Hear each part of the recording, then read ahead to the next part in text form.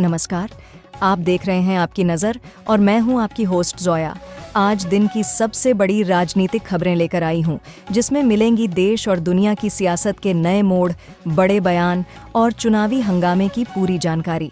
तो चलिए देखते हैं आज सियासत की दुनिया में क्या कुछ खस रहा।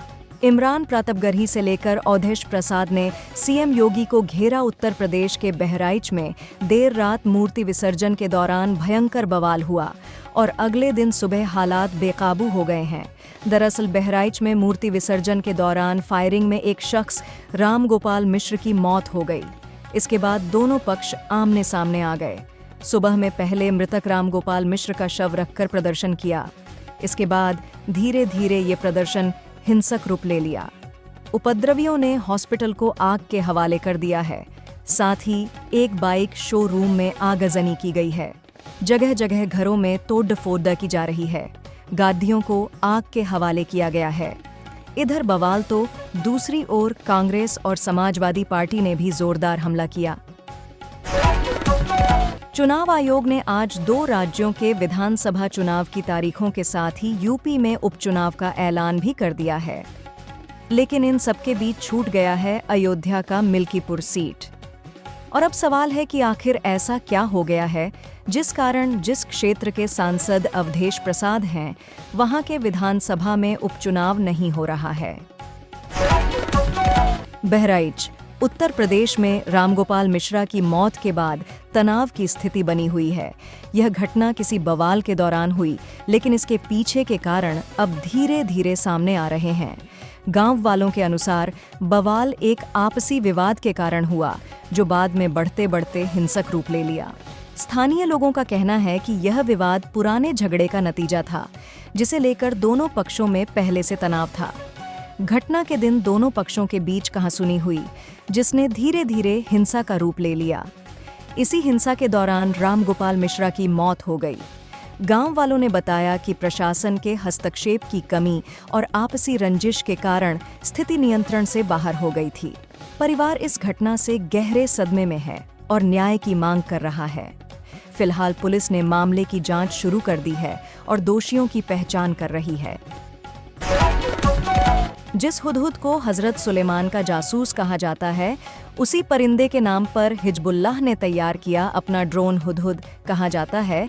इसमें ईरान की टेक्नोलॉजी है, जिसने हाइफा में मिलिट्री बेस पर हमले के पहले हुदहुद परिंदे की तर्ज पर एक जगह की रेखी की थी।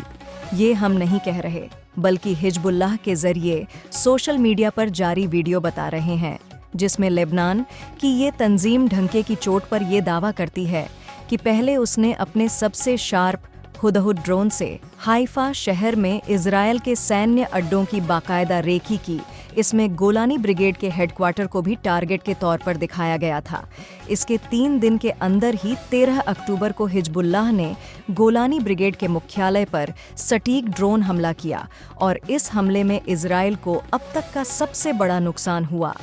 हिजबुल्लाह ने इजरायल को चैलेंज देकर उसके बेस पर हमले किया है, क्योंकि 11 अक्टूबर को ही हिजबुल्लाह ने एक बयान जारी करके इजरायली सैन्य ठिकानों पर हमले करने की बात कही थी। स्वामी प्रसाद मौर्य ने बहराइच में हुई हिंसा और उत्तर प्रदेश की कानून व्यवस्था को लेकर सीएम योगी आदित्यनाथ पर तीखा प्रहार किया है। उन्होंने आरोप लगाया कि योगी आदित्यनाथ के मुख्यमंत्री बनने के बाद से उनके समुदाय के लोग कानून की धज्जियां उड़ा रहे हैं। मौर्य ने कहा कि सीएम की बिरादरी के लोग खुद को मुख्यमंत्री समझकर कानून का उल्लंघन कर रहे हैं और सरकार की मिलीभगत से दलित पिछड़े वर्गों पर अत्याचार हो रहे हैं। उन्हें गाजर मूली की तरह काटा जा रहा है। बहराइच में दुर्गा प्रतिमा विसर्जन जुलूस के दौरान जमकर हंगामा हुआ। गोलीबारी और आगजनी हुई, जिसमें 22 साल के राम गोपाल मिश्रा की मौत हो गई। बताया जा रहा है कि मृतक को काफी दर्दनाक मौत दी गई है और उसे प्रताड़ित किया गया था। इस घटना के बाद से राज्य की पुलिस प्रशासन पर सवाल उठने लगे, जिसके बाद से योगी सरकार ने मंगलवार को बड़ा एक्शन लेते हुए सीओ को सस्पेंड कर दिया है।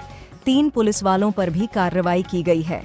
रविवार को एक धार्मिक यात्रा के दौरान गोली लगने से राम गोपाल मिश्रा 22 की मौत के बाद बहराइच जिले की महसी तहसील में सांप्रदायिक हिंसा भड़क गई थी। तकरीबन 7 से 8 लोग घायल हुए थे। घायलों का इलाज बहराइच मेडिकल कॉलेज और लखनऊ मेडिकल कॉलेज में चल रहा है। महसी के सिपहिया प्यूली के रहने वाले सरोज तिवारी और सत्यमान मिश्रा भी इस हिंसा में गंभीर रूप से घायल हुए थे। हिजबुल्लाह ने एक बार फिर अपनी सरजमी लेबनान से इजरायल को निशाना बनाया। इस बार हिजबुल्लाह ने इजरायल के सफ़ेद इलाके को निशाना बनाते हुए उस पर 50 रैकेट्स दागे, जिसकी वजह से कुछ देर के लिए सब धुआं हो गया। हालांकि इन हमलों में किसी बड़े नुकसान की खबर नहीं है। इजरायली सेना ने बताया कि देर रात करीब 1:40 के करीब लेबनान की तरफ से हमला हुआ। हालांकि अधिकतर रॉकेट को इजरायल की हवाई सुरक्षा द्वारा हवा में ही तबाह कर दिया गया। कुछ रॉकेट रिहायशी इलाकों में गिरे, लेकिन उनसे भी कुछ खास नुकसान नहीं हुआ। हिजबुल्लाह ने एक बयान जारी कर इस हमले की जिम्मेदारी ली है।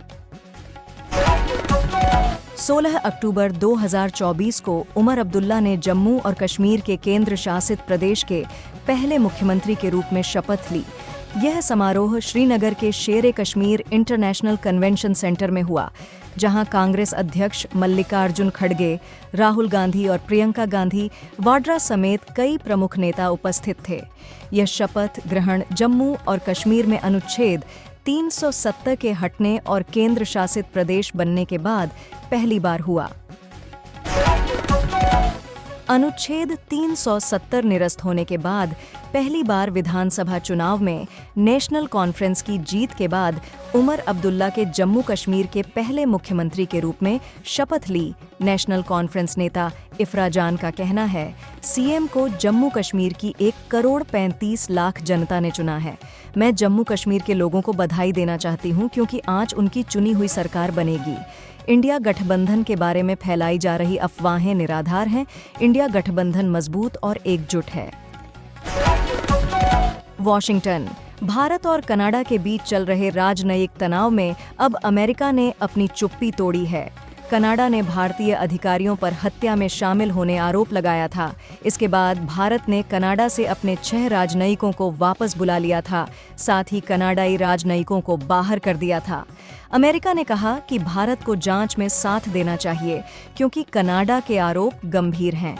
कनाडा ने भारत पर आरोप लगाया कि भारतीय एजेंसियां एक खालिस्तानी नेता हरदीप सिंह निज्जर की हत्या में शामिल थीं, जिसे जून 2023 में कनाडा में मारा गया था। कनाडाई प्रधानमंत्री जस्टिन ट्रूडो ने इस हत्या में भारतीय सरकार की संलिप्तता का दावा किया। इसके बाद भारत ने इन आरोपों को खारिज कर दिया और कनाडा से अपने राजनयिकों को वापस बुलाया, साथ ही कनाडाई राजनयिकों को बाहर कर दिया। चेन्नई शहर के कुछ हिस्सों में आज सुबह भी हल्की बारिश का दौर जारी है।